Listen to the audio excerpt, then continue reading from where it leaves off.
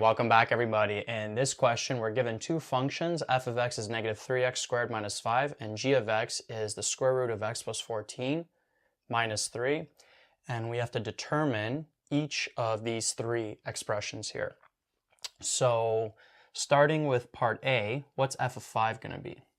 Well, f of 5, we just plug in an x value of 5 into f of x. So we'll have negative 3 bracket 5 squared minus 5.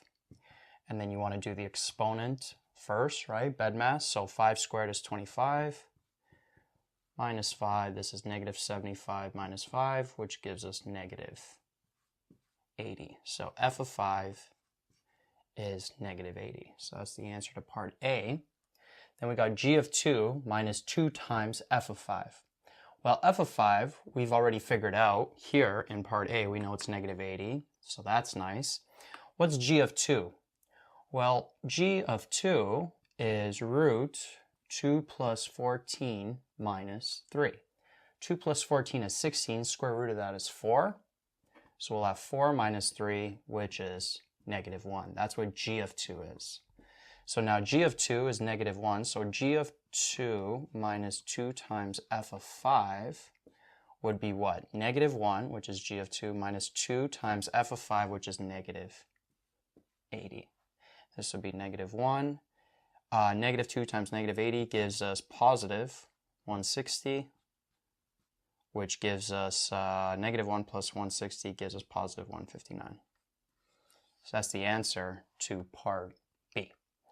And then part C is a little different. We have to find the x value when g of x is equal to 7.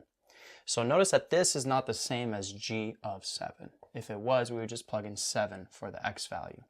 But in this case, we have to solve for the x value when g of x is 7 or when the y value is 7. So we would put in 7 for g of x, and we got root x plus 14 minus 3.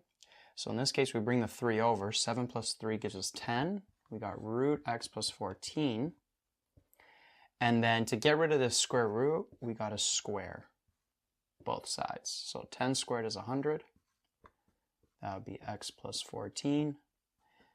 So the square root goes away. Now we could bring the 14 over and isolate for x. So 100 minus 14 gives us 86.